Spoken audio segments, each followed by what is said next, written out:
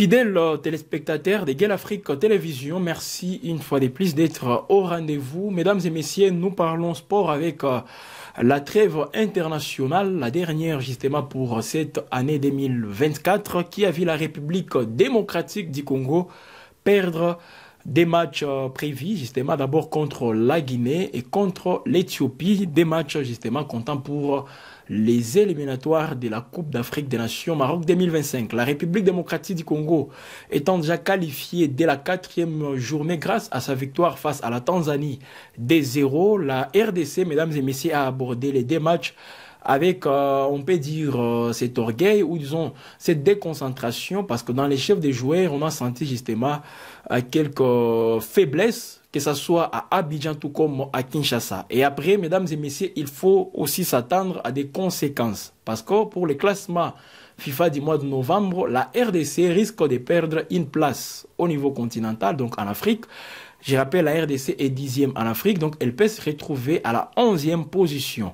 Au niveau international, la RDC risque de perdre 5 places, de la 57e place jusqu'à la 62e place. Voilà, mesdames et messieurs, les conséquences justement de toutes ces défaites enregistrées durant cette dernière trêve de l'année 2024. L'essentiel étant déjà fait parce qu'on s'attendait à ce que la République démocratique du Congo puisse conclure déjà sa qualification dès la 4e journée. Ça a été fait. Malheureusement, pour les deux matchs restants, la 5e et la 6e journée, on a vu une équipe de la République démocratique du Congo, comme je le disais, avec moins de concentration, surtout contre l'Éthiopie, où les sélectionneurs, Sébastien Desabre, avait jugé bon justement de faire tourner son effectif pour permettre à ces joueurs-là, qu'on voit souvent venir dans l'équipe nationale, mais qui ne jouent pas. Alors, on les a vus.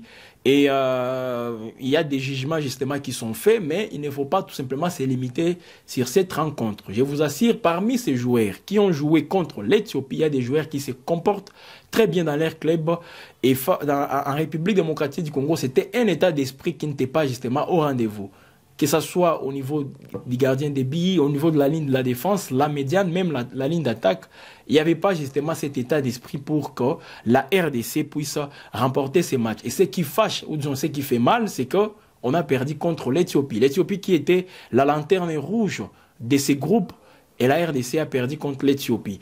Alors, concernant les classements, mesdames et messieurs, je le disais, la RDC termine première de ces groupes avec 12 points, suivi de la Tanzanie. La Tanzanie qui avait réussi quand même une très belle opération contre les Sili de la Guinée, 1-0 à Dar es Salaam, ce qui permet justement à la Tanzanie de prendre la 2e place avec 10 points. Donc, la Tanzanie va accompagner la République démocratique du Congo à la phase finale de la Coupe d'Afrique des Nations qui va se dérouler au Maroc au mois de novembre. Et voilà, avec déjà cette qualification, la Tanzanie signe son retour parce que la Tanzanie était encore en Afrique, en Côte d'Ivoire lors de la dernière Coupe d'Afrique des Nations, rappelez-vous, elle était même dans les mêmes groupes avec la République démocratique du Congo. Mesdames et messieurs, pour les bilans de Léopard, la RDC termine cette campagne des éliminatoires avec 7 buts marqués et vient d'encaisser 3 buts.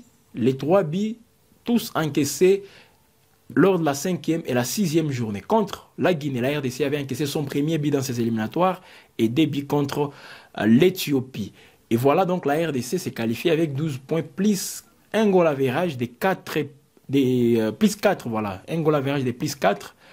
Et pourtant, il était déjà à plus 6, avec les débuts marqués contre la Tanzanie, contre l'Éthiopie et contre la Guinée. Et je vous rappelle que la RDC avait réussi justement à marquer contre l'Éthiopie par l'entremise du défenseur stéphanois Dylan Batubinsika. Et voilà donc, mesdames et messieurs, les meilleurs joueurs des Léopards de la République démocratique du Congo tout au long de ces éliminatoires, c'est bien Meshak Elia. Il a marqué des buts et donné des passes décisives. Donc c'est lui le meilleur de tous les Léopards, justement convoqués par le sélectionneur Sébastien Desabre dès la première journée de ces éliminatoires jusqu'à la dernière journée jouée justement le mardi dernier contre l'Éthiopie à Kinshasa. Le président de la République qui était là en train de suivre l'équipe nationale de la République démocratique du Congo comme d'habitude, parce que quand l'équipe s'est produite à Kinshasa, le président est toujours là. Il s'est entretenu, voilà, même avec les joueurs dans les vestiaires pour essayer un peu de comprendre qu'est-ce qui n'a pas marché. On le voyait même discuter avec le sélectionneur Sébastien Desabre.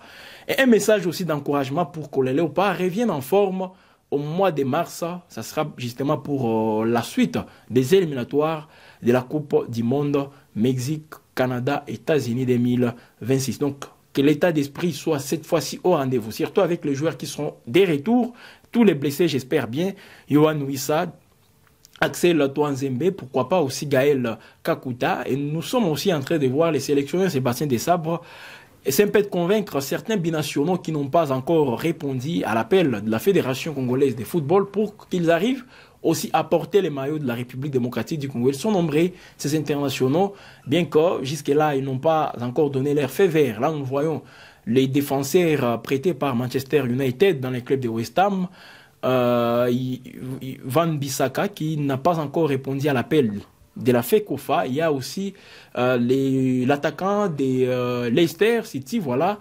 Stéphane Mavididi, qui n'a pas aussi encore répondu à cet appel. Voilà, mesdames et messieurs, ils sont nombreux, ces binationaux qui sont appelés, mais pourquoi appeler d'autres binationaux? Et pourtant, on en a déjà nombreux avec cette configuration de l'équipe nationale, et pourtant, ces joueurs sont pétris de talent. Alors, il nous faut tout simplement travailler sur l'état d'esprit. Ces joueurs sont forts, mais un état d'esprit souvent fait à ce que l'équipe n'obtienne pas des résultats escomptés. Parce que si vous voyez cette équipe se produire à l'extérieur, c'est toujours bien. Au stade des martyrs, nous n'arrivons toujours pas aussi à comprendre qu'est-ce qui ne marchait pas. Voilà donc, mesdames et messieurs, les conditions dans lesquelles les Léopards sont en train de se produire. Mais il faut aussi saluer une prise en charge efficace du gouvernement congolais. Même l'accompagnement du premier sportif congolais pour que cette équipe se sente aussi très bien accompagnée et qu'elle se rende compte justement qu'il y a un 12e homme qui est là, donc le public congolais. Voilà, mesdames et messieurs, les contextes dans lesquels ces éliminatoires ont touché à leur fin pour la République démocratique du Congo. Alors, je vous donne la liste de tous les pays justement qualifiés pour Maroc 2025, qui a en tout cas du lourd, hein, avec des grandes nations du football qui sont des retours, qui ont obtenu leur ticket pour Maroc 2025. Alors on commence d'abord par les pays organisateurs, le Maroc, qui a terminé cette campagne des éliminatoires avec 18 sur 18. Donc 6 matchs joués, 6 victoires, 0 défaite pour le Maroc. Et ils n'ont encaissé que 2 buts sur les 6 matchs pour marquer 25 buts au total. Voilà, mesdames et messieurs, ça prouve combien de fois le Maroc est en forme. Et heureusement, la République démocratique du Congo ne pourra peut-être pas se retrouver dans les mêmes groupes avec le Maroc, peut-être. Alors, le Maroc qui est là, il y a le Burkina Faso qui est de retour, le Cameroun aussi, l'Algérie, la République démocratique du Congo, le Sénégal, l'Égypte, l'Angola, la Guinée équatoriale, la Côte d'Ivoire, le Gabon, l'Ouganda, la République sud-africaine, la Tunisie, le Nigeria, le Zimbabwe, la Zambie, le Mali, les Comores, le Soudan, le Bénin, la Tanzanie, nous avons aussi le Botswana, sans oublier aussi, nous avons justement aussi la Mozambique qui est aussi de retour parmi ces qualifiés. Et la plupart de ces pays, mesdames et messieurs, étaient aussi en Côte d'Ivoire, sauf les Botswana.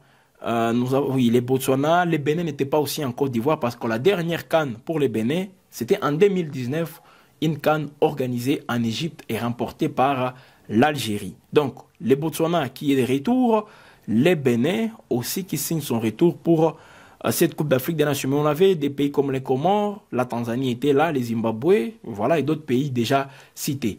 Et parmi les pays les grands absents, là nous avons surtout les Black Stars du Ghana qui n'ont jamais... Donc, la dernière fois que le Ghana n'était pas en Coupe d'Afrique des Nations, ça remonte déjà de plusieurs années. Donc c'était un faux pas pour les Ghana, mais qui compte aussi revenir lors des éliminatoires et se qualifier pour... jouer la Coupe du Monde en 2026. Voilà, mesdames et messieurs, ce qu'il faut justement retenir pour ces Léopards, mais ce sont des joueurs de la RDC qu'on va suivre tout au long justement de ces parcours, mesdames et messieurs, avant qu'ils reviennent au mois de mars. On va les suivre dans leurs clubs respectifs voilà comment est-ce qu'ils vont se comporter, parce que c'est aussi très important justement de les suivre de loin, mais qu'on se rende compte aussi de leur forme. Même les sélectionneurs, Sébastien Desabre les fera. Sur tous les championnats au niveau de la République démocratique du Congo, cette fois-ci que l'organisateur essaie un peu de bien respecter son calendrier et permettre aux différentes équipes de se produire dans de très bonnes conditions. Parce que ça va permettre aussi à ces joueurs-là de taper dans l'œil du sélectionneur Sébastien Desabre pour qu'ils soient aussi sélectionnés. Imaginez dans l'équipe nationale de la RDC, les seuls joueurs évoluant au pays, c'est Oscar Kabouit qu'on a vu entrer contre l'Éthiopie. Mais il n'était pas sélectionné dès le départ parce qu'il est venu prendre la place de Gaël Kakuta blessé. Mais si vous voyez très bien dans la liste présentée par les sélectionneurs, il n'était pas là. Il est venu pour remplacer Gaël Kakuta blessé. Donc, c'est quelque chose aussi qu'il faut toujours encourager. Les joueurs évoluant dans Mazembe, V-Club, Lupopo, DSMP, Renaissance, tous ces clubs au pays, qu'ils puissent justement aussi bien se produire. Mesdames et messieurs, c'est donc la fin de ce décryptage de cette actualité. Voilà, c'était une trêve compliquée pour la République démocratique du Congo. Espérons que ces léopards vont revenir en forme au mois de mars pour continuer avec les éliminatoires de la Coupe du Monde.